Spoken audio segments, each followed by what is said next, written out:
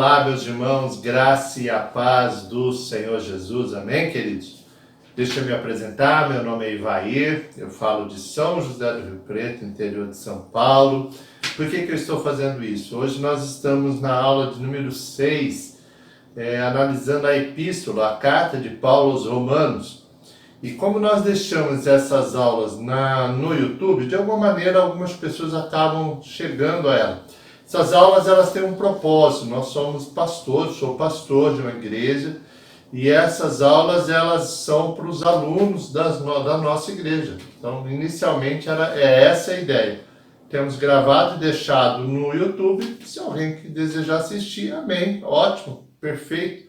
É o que queremos, é fazer a obra de Deus. Então, entendamos, hoje nós estamos na aula 6 e vamos analisar o capítulo de número 5 da carta de Paulo aos Romanos, capítulo de número 5, ok? Vamos lá? Primeiro eu queria orar com você, abençoar a sua vida, vamos orar. Senhor, eu quero em nome de Jesus, nesta aula, começar com a nossa oração, pedir ao Senhor que abra nossas mentes e corações, que possamos ser o instrumento do Senhor, Pai, em nome de Jesus, para a vida das pessoas. Obrigado, Senhor, a este aluno, a esta aluna, a este que está comigo, vendo, assistindo, ouvindo, quem sabe, em nome de Jesus. Amém? Beleza, vamos lá. Sempre no começo das aulas, nós colocamos alguma curiosidade bíblica, alguma coisa que, para os novos na fé, acaba sendo alimento, sendo instrumento. Desde as primeiras aulas você já tem visto isso. Na aula da semana passada, nós colocamos versículos que as pessoas atribuem como sendo bíblico e não são, ou analisando alguns versículos famosos que as pessoas elas acabam fazendo uma interpretação errada, ou por desconhecimento, ou despreparo, tá? Vamos lá, hoje eu vou falar algumas coisas também, isso aqui não faz parte da aula, tá? É, sabe, um quebra-gelo, para nós começarmos, e também para dar aqueles novos mais bagagem, mais conhecimento, enfim, eu acredito que isso é muito, muito importante, sim. Vamos lá, vamos primeiro a uma coisa que muitos de nós utilizam, muitos fazem, que fala assim, olha, não cai uma folha de uma árvore sem que Deus queira. Irmãos, isso é muito lindo, é muito bonito, mas não está na Bíblia. Muitas vezes eu já usei esse momento, dizer a palavra fala que não cai uma folha sem que Deus queira, e de fato Deus é poderoso. Ele fala até um verso, olha que lindo, ele fala assim, isso já está na Bíblia, ó. Até os cabelos da vossa cabeça estão todos contados, não tem mais, bem mais valeis do que muitos pardais. Lucas capítulo 12, verso 7. Gente, contar cada fio de cabelo de cada ser humano nessa terra é coisa grande para Deus mesmo, né? Mas ele é poderoso.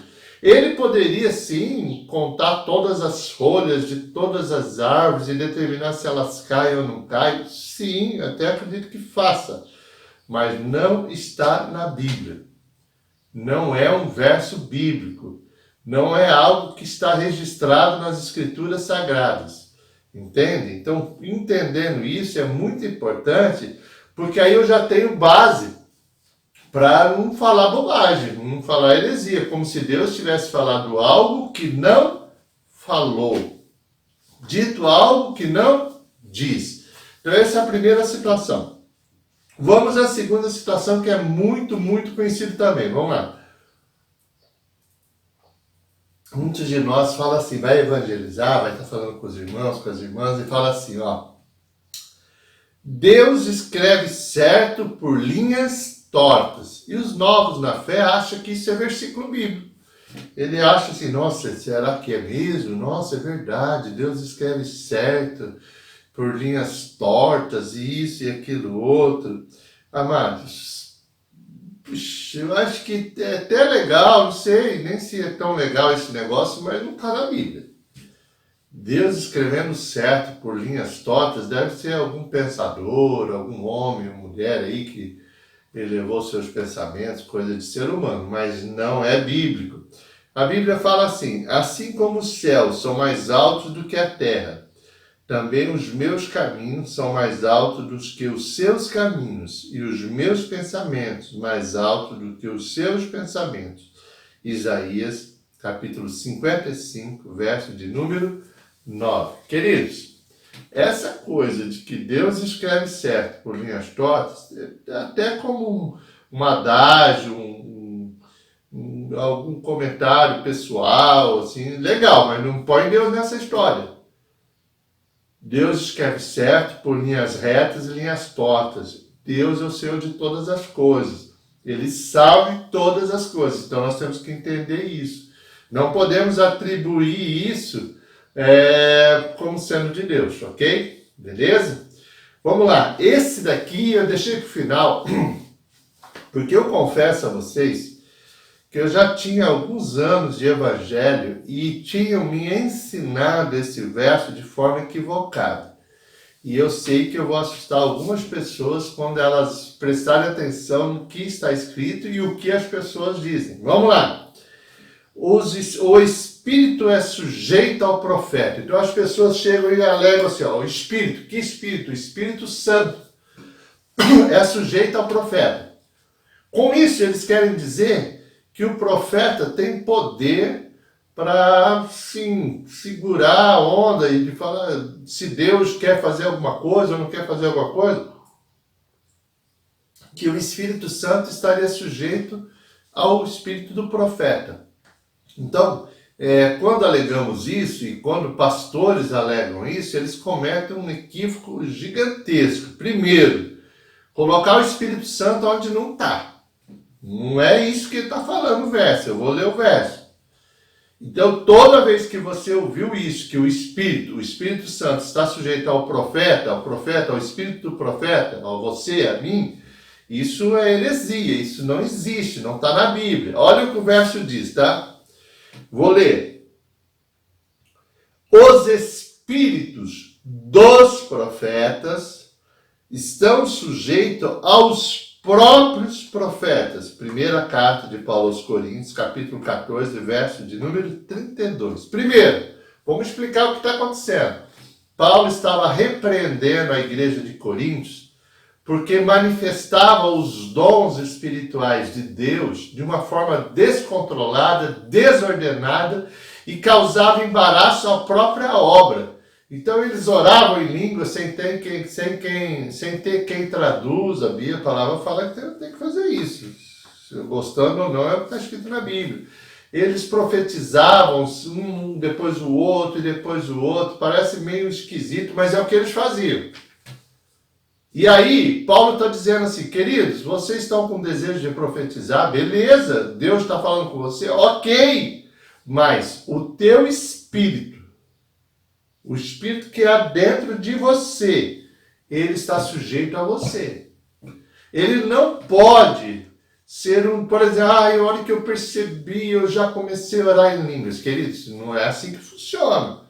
Não estou aqui nem entrando no mérito de oração em línguas, não é isso.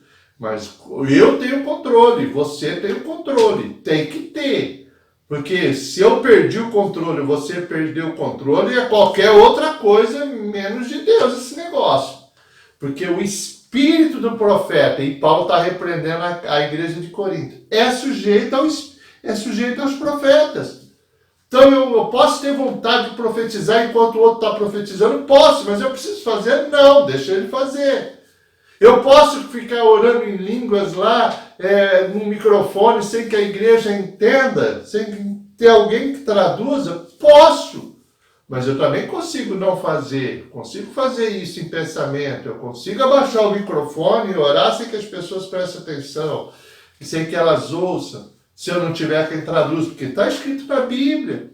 Então Paulo está dizendo, o espírito do profeta é sujeito ao próprio profeta.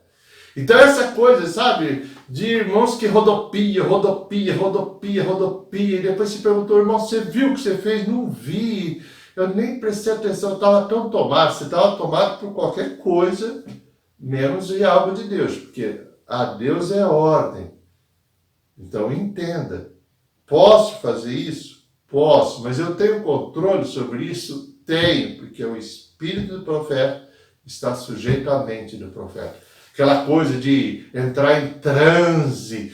Eu estou em transe. Esquece isso. Isso não é bíblico. Isso não é de Deus. Essa coisa de transe tem a ver com outras religiões. Você e eu temos total controle, sim, do nosso espírito. Amém? Beleza? Meio contraditório, as pessoas... pastor, eu não concordo. Queridos, não é questão de concordar, é questão de ler o texto. Leia o texto. Eu não estou aqui nem negando as manifestações espirituais. Eu quero deixar isso claro, tá? Não estou negando dom de língua, dom de revelação. Não estou negando nada disso, porque eu creio nisso. Eu só não creio que o profeta entra em transe e começa a falar sem perceber, começa a orar sem perceber, porque aqui diz que não. E me basta a palavra. Amém? Vamos lá?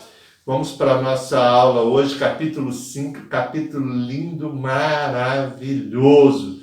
Talvez vai tomar um pouquinho mais de tempo, nosso, meu e seu, e eu vou então falar um pouquinho sobre ele, ok? Beleza? Vamos lá, vamos começar com algo tremendo. Olha só o que diz Romanos 5, versos de número...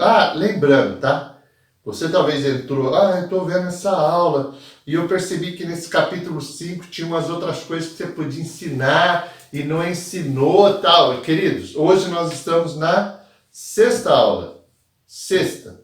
Então, algumas coisas que no capítulo 1, 2, 3 e 4 eu já tratei, mesmo que ele venha para esse ponto, eu vou entender que já está, o aluno aprendeu. Então, você pode voltar, vai no YouTube, procure lá, que em algum momento eu já falei alguns assuntos que você acha pertinente e talvez eu já tenha falado. Então, se já falei, por que eu vou ficar repetindo de novo? Nós já vamos evoluir, vamos andar para frente, né? Vamos lá. Romanos 5, versos 3 e 4, fala assim, E não somente isso, também nos gloriamos nas próprias tribulações, sabendo que a tribulação produz perseverança. E a perseverança, experiência. E a experiência, esperança. Queridos, nós estamos vendo aqui, sendo gestado dentro do ser humano, o ponto final para começar a ter fé. Então, assim, a esperança, eu no meu ver, tá? Eu não quero ser aqui filósofo, não quero filosofar com você, não quero ser o dono da razão, estou longe disso, querido. Mas, na minha visão, a esperança é um degrau antes da fé. E aqui, olha que Deus está usando o apóstolo para instrumentar para nós, ensinar como a fé vem acontecendo. Primeiro, eu não estou nem falando de fé, falei muito na aula passada, se você olhar a aula de número 5, eu falei muito de fé. Hoje eu vou falar, nesse momento, só de esperança. Olha só, para mim ter esperança, olha, tribulação produz perseverança. Eu sou atribulado, mas eu continuo. Continuando, eu ganho experiência. E com a experiência eu ganho esperança. Vamos imaginar que eu sou novinho na fé. E um dia fui. E no começo da minha fé eu tinha dúvida de muitas coisas. Mas eu fui tendo relacionamento com Deus, convicções com Deus. E esses relacionamentos e essas convicções que eu tive com Deus, que eu tenho com Deus, ela foi produzindo em mim essas dificuldades, essas lutas. Primeiro que eu não desisti, por isso você e eu estamos aqui até agora. Ela produziu a experiência. E agora eu olho para a luta e falo, cara, Deus me deu a vitória. Eu ainda não tenho convicção como fé, mas eu tenho esperança. O próximo passo é a fé. Você entendeu o que o pastor está tentando te ensinar ou buscando te explicar? Eu estou mostrando como se fosse uma gestação de uma criança. Então a mãe engravida e aí ela começa a fazer a gestação. A criança começa a nascer. E como começa a nascer a fé? Aqui não está falando de fé, por enquanto ainda não.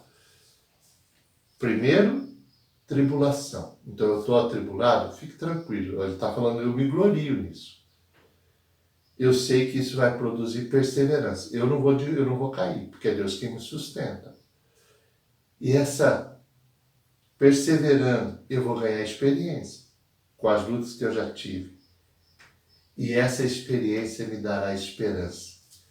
Eu acho tão linda a palavra de Deus, porque quando ela fala dessa forma conosco, ela nos enche de ensinamentos. Às vezes a gente está olhando, uma das coisas que eu gosto de escola bíblica, porque a gente passa por esse texto, eu mesmo, amado, a gente passa olhando, lendo, sem se debruçar sobre ele, e olha como é lindo isso. Amém? Vamos lá? Vamos agora falar do segundo ponto. Nós vamos ler Romanos, agora o capítulo 5, os versos 6 e verso de 6 a 8. Porque Cristo, quando nós ainda éramos fracos, morreu ao seu tempo pelos ímpios. Dificilmente alguém morreria por um justo. Pois poderá ser que pelo bom alguém se anime a morrer? Mas Deus prova o seu próprio amor para conosco, pelo fato de ter Cristo morrido por nós, sendo nós ainda pecadores. Agora aqui eu quis trazer esse texto porque eu quis deixar de forma inequívoca a intenção de Deus. Queridos, tem muitas pessoas que elas olham para a sua vida, vê a obra que Deus está fazendo, aquilo que Ele já fez, e fala, olha como Deus é bom, como Deus é maravilhoso, como Deus me ama. E olha só, querido, sim, tudo isso que você está falando é real. Mas Deus não te ama por aquilo que você se tornou, ou está se tornando. Deus te ama por aquilo que você é. Ele tem um amor tão grande que Ele te ama ainda enquanto você pecava, enquanto você falhava, enquanto havia erros da sua parte. Ele não te ama porque você se tornou melhor. Ele não te ama porque você se tornará melhor ainda. O texto deixa claro, mas Deus prova o seu próprio amor para conosco, pelo fato de ter Cristo morrido por nós, sendo nós ainda pecadores. Cristo não morreu por pessoa que você é hoje. Cristo morreu pela pessoa que você fora um dia. Cristo não morreu pelo ladrão regenerado. Cristo morreu pelo ladrão que ainda rouba e ainda não conhece. Cristo não morreu por aquele que deixou de ser um adulto. Cristo morreu por aquele que hoje está colocando em sua cama outra mulher que não é a sua. E um dia conhecerá Jesus, se arrependerá deste pecado e reconstruirá sua vida. É isso que o texto está dizendo. Por que eu falo isso? Eu falo com grande ênfase. Porque quando eu faço isso, eu coloco o binóculo, eu coloco a lupa, vamos pensar assim, lupa é aquele negócio que enxerga, na pessoa certa, na pessoa de Cristo, na pessoa de Deus. Eu não coloco isso na conta do quanto eu me tornei melhor, do quanto eu estou melhorando, do quanto isso ou quanto aquilo. Entendeu, amados? Deus abençoe. Eu queria muito, muito, muito, muito que você compreendesse isso, entendesse essa situação, mas de fundo, no fundo da tua alma mesmo. Pastor, mas por que você insiste tanto? Porque o inimigo vai tentar muitas vezes levar você para o auto-reconhecimento, por quanto você faz. E não é pelo quanto você faz, Deus te ama pelo que você é. Deus te ama pelo que você é e começou uma obra na sua vida. Independente de se você é um homem, uma mulher muito usado por Deus, ótimo, maravilha, Deus abençoe. Mas se você ainda está no erro, quem sabe eu tenho algum aluno aqui na escola bíblica que não conseguiu se desviar desse erro. Um dia você conhecerá verdadeiramente o amor de Deus. E conhecendo, eu digo a você, é impossível continuar errando. Amém, queridos? Beleza? Deus abençoe. Queria dar só um tempinho. Quero fazer uma regulagem no celular. Eu acredito que deixei ele sem pôr no silencioso. E se eu fizer isso, tocar vai atrapalhar. Já já eu volto. Segura aí. Bom, vamos lá, voltei. Você viu que deu uma melhoradinha na imagem também, né? Eu estava percebendo que estava meio escurinho aí. Vamos lá, vamos voltar para a aula aqui, ok, queridos? Vamos lá, vamos continuar a aula. Eu queria agora ler Romanos capítulo 5, versos 9 e 10, ok? Romanos 5, versos 9 e 10. Diz assim: logo, muito mais agora, sendo justificado pelo seu sangue, seremos por ele salvos da ira, porque se nós, quando inimigos, fomos reconciliados com Deus mediante a morte do seu Filho, muito mais, estando já reconciliados, seremos salvos pela sua vida. Vamos lá. Queridos, deixa eu desfazer o que eu percebo como um pastor. Que algumas pessoas, muitos de nós, eles têm a visão de um Deus bem velhinho, cansado, num trono, com cajado. Mistura-se a ideia, vamos tentar... Parece mais um Papai Noel do que Deus. Não, queridos, eu quero explicar para você que Deus é justiça, Deus é poder, Deus no seu trono troveja. A palavra fala que ai daquele que cair na mão do Deus vivo. Deus é o que controla tudo e todas as coisas. É importante você entender isso. E aqui, o que está acontecendo agora? Olha só, as pessoas, elas desconhecem o fato de que pelo erro que Adão cometeu, quando decidiu desobedecer, como decidiu falhar, provocou em Deus, aqui o texto fala, numa ira. Ira mesmo. Falou, mas como Deus pode ser amor e ser ira? Amados, amor nós já sabemos claramente, ele foi capaz de morrer por mim e por você. Mas o fato é que antes de eu entregar minha vida para Deus, antes de Jesus vir e pagar um preço, substituto, o preço substituindo a minha vida e a sua vida pela dele, antes disso havia uma inimizade. Deus e nós, pessoas acham que no passado era assim, só ajoelhar, ou ficar de pé, ou sentado, orar a Deus e ele ouviria as nossas orações. Não era assim, havia um véu, havia uma separação, havia a ira de Deus. Jesus precisou vir, pagar o preço no meu lugar para aplacar essa ira. Então eu já vou ler esse texto com um pouco mais de ênfase, logo mais agora, sendo justificado pelo seu sangue. Não foi sem pagamento, não foi sem algo real, foi com pagamento, preço de sangue. Jesus morreu por mim, morreu por você. Seremos por ele salvos da ira. A ira de quem? Da ira de Deus. Você imagina assim, tem pessoas que acham, e eu vou falar assim, que a palavra de Deus ela é clara, Deus não se alegra com a morte do ímpio, mas antes que esse ímpio se converta. Só que também não existe uma tristeza no céu porque o ímpio foi lançado no inferno. O que existe é uma justiça. E a justiça faltou o pagamento, então hoje, por conta da falta do pagamento, hoje aquela pessoa que não teve esse pagamento na sua vida, ela paga o preço por isso. E o pagamento foi feito. Jesus já pagou no meu e no teu lugar, já está pago, queridos. Então eu fui salvo, você foi salvo da ira de Deus.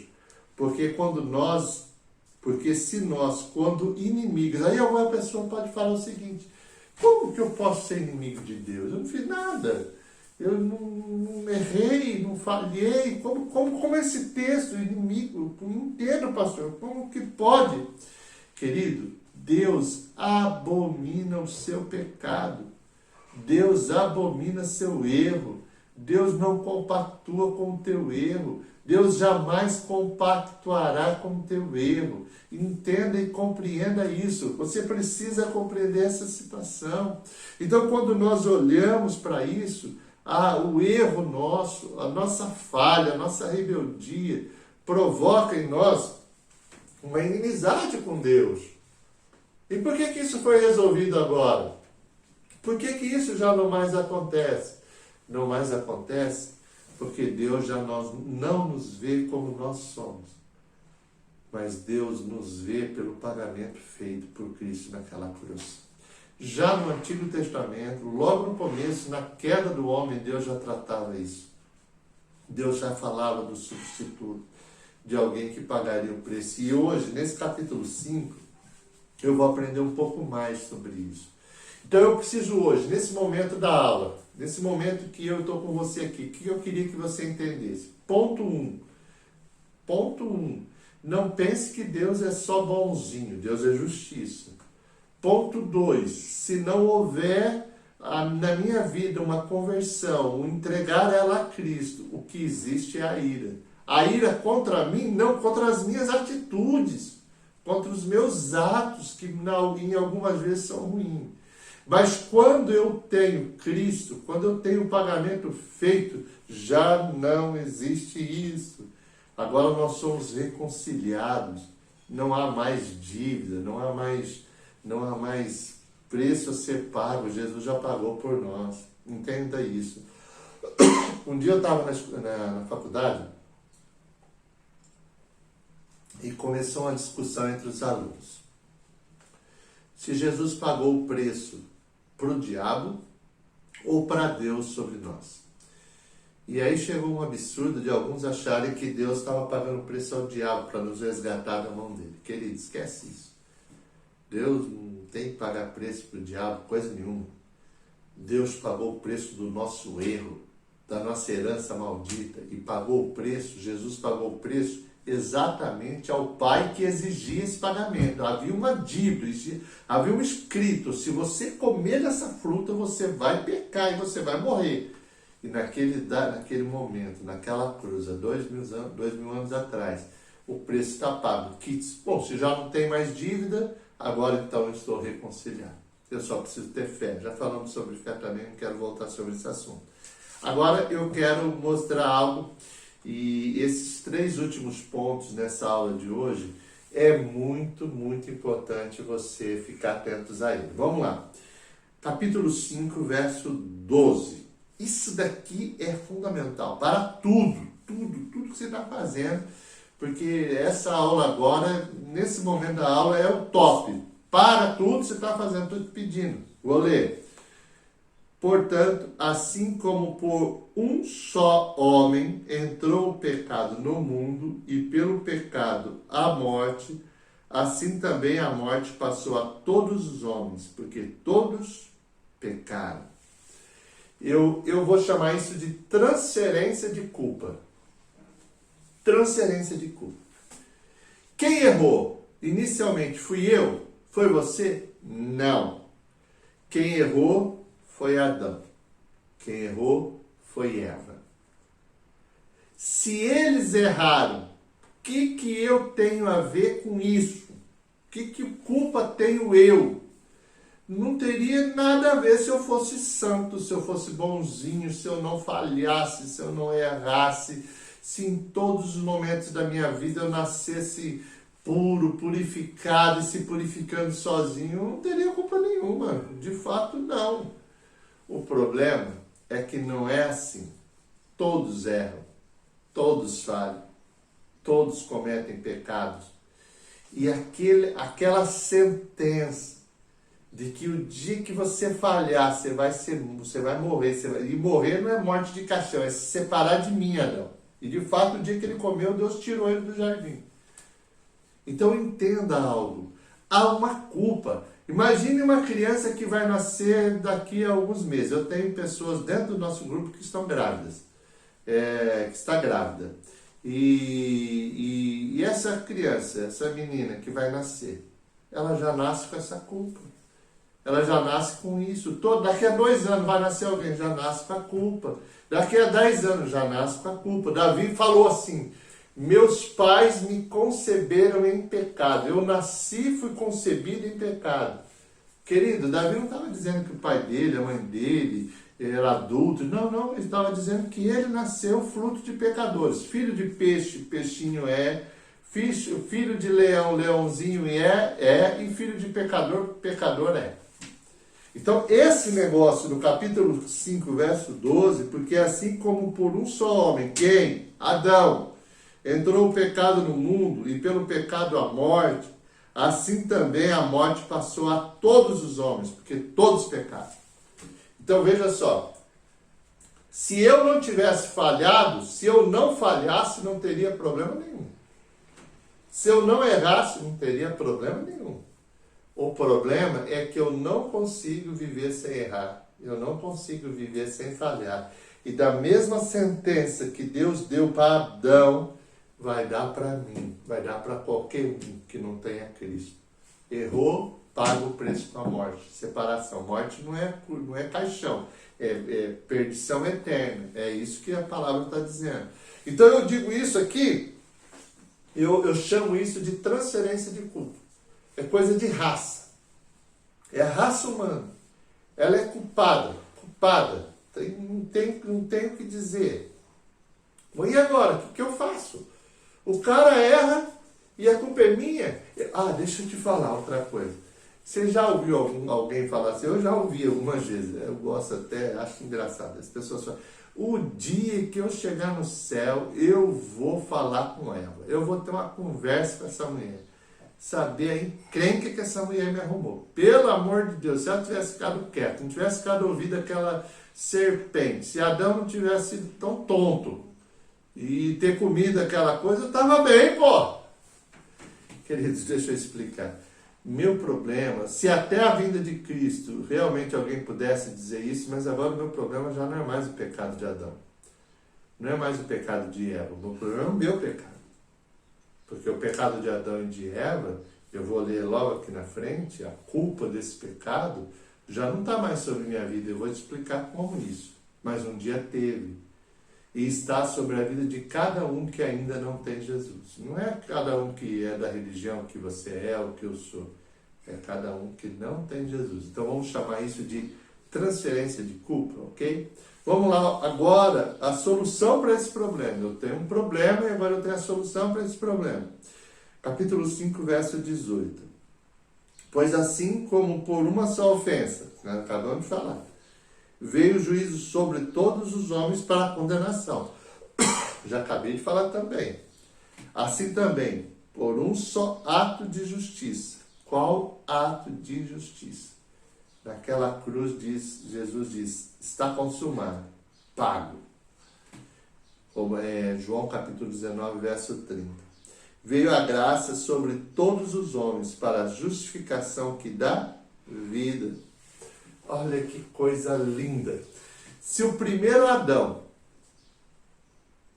se o primeiro homem, Adão, falhou e não terminou a sua missão, que era não pecar, não falhar, não comer daquela árvore. Se o primeiro homem não falhou ao comer, ao deixar ser enganado, se o primeiro homem fez essa caca, agora eu estou falando do Cristo, o segundo Adão. Alguém que veio com uma missão. Vai lá na terra, viva entre eles e não peque. Não falhe, não erre. E é nisso que é o grande charme da coisa. Se Adão foi o culpado de tudo, o inicial, o que iniciou toda a culpa, a morte substitutiva de Jesus é o que nos oferece a graça. Enfia isso na mente. Coloque. Da mesma forma que eu não tenho culpa das cacas que Adão fez, eu não tenho méritos pela bondade, pela atitude que Jesus fez. Mas eu abraço, eu quero perdão. Tá bom, Jesus, o Senhor morreu por mim, eu aceito a sua morte, eu aceito o Senhor substituindo a minha vida. E é isso que é a graciosidade da vida. É isso que nos enche de amor e de esperança. É saber que isso nos alcançou, isso nos traz vida. Da mesma forma que a ofensa entrou por um só homem, a graça entrou na minha vida e na tua vida por uma só atitude, uma atitude de cruz. uma atitude sobre mim e sobre você. Pegou aí, querido? Esse é o grande chavão de tudo. Esse é o Evangelho da graça. Terminando. Agora, eu já estou pronto para entender e terminar a aula. Olha o último verso. Sobreveio a lei para que avultasse a ofensa, mas aonde abundou o pecado, superabundou a graça. Nós usamos muito esse verso, onde abundou o pecado, superabundou a graça. Queridos, vamos imaginar o seguinte, que vamos pensar num pecado horroroso. Alguém matou alguém. Num momento de ira, de raiva, de erro, de engano, alguém tirou a vida de alguém. Ok? E esse alguém morto, morreu. Vamos primeiro entender de quem morreu. Se eu tenho Jesus, na verdade eu vivo com o Pai. Se eu não tenho Jesus, então por o preço pelos meus erros é o castigo eterno. Então essa pessoa que morreu, ela tem seu abrigo, tem sua eternidade definida. Ou com Deus ou sem Deus. Não foi a morte provocada por outro homem que vai determinar isso. Foi o que ela crê, pela fé, a vida que ela decidiu abraçar, a fé que ela decidiu abraçar. Mas vamos falar de quem matou. Quem matou, eu não tenho como voltar atrás, você concorda? A pessoa não tem como voltar atrás, matou já. E agora? É horrível, horroroso. Mas onde abundou o pecado, superabundou a graça. Um dia esse homem, o assassino, ele toma ciência de Deus, e não das consequências do seu pecado, mas o que Jesus fez por ele. Ele toma ciência disso e se arrepende. Não só de ter matado, mas de ter judiado de pessoas, maltratado outros, decepcionado outros. Imagina que essa pessoa tome uma decisão na vida e decida servir a Cristo. E o pecado, e o erro de ter matado. Aquele pecado, aquele erro, ele é lançado na conta de Jesus. Naquela cruz, Jesus pagou o preço pelo pecado daquele homem. Aí alguém fala assim, não é justo, não pode ser justo, pastor. Você fala isso porque você não teve ninguém da sua família que foi assassinado. Eu fico imaginando a dor da pessoa que tem alguém de sua família assassinado. Deve ser muito triste. Mas pasme você. Se aquele assassino se arrependeu verdadeiramente, não é ter remorso, se arrependeu mesmo e abriu mão de viver a vida que vivia e entregou sua vida a Deus, o que vai acontecer, eu lhes garanto, Deus vai perdoar os seus pecados. Não será lhe imputado aquilo como pecado e condenação. Na verdade, Deus preparará para ele a vida eterna, como preparou para mim, como preparou para você.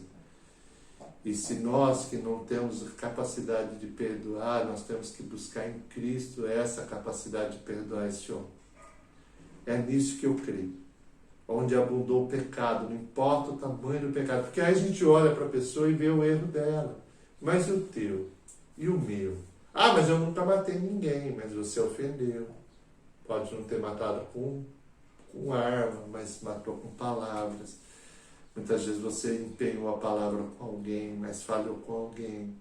Então eu não posso só olhar para aquela pessoa e achar que aquela pessoa não é merecedora do perdão de Deus. E eu sou, você é. Mas onde abundou o meu pecado, onde abundou o seu pecado, superabundou a graça de Deus. Que aula, hein? Que top, que Jesus maravilhoso, né? Você já sabia de tudo isso? Responde para mim, você já sabia de tudo isso? Porque às vezes a gente sabe, né? Não é graça, perdão, favor imerecido, isso, aquilo, outro. Mas sabia mesmo você todas essas coisas? Que bom que eu pude ser um instrumento de Deus para te abençoar, te ensinar. Lembra apenas, eu só sou um instrumento de Deus. Porque a palavra fala que o teu professor é o Espírito Santo. Eu sou só uma peça pequena, a menor de todas, no processo teu de aprendizado. Amém? Deus abençoe, ótima semana, uma semana abençoada, que a graça de Deus seja abundante sobre a tua vida, em nome de Jesus, amém?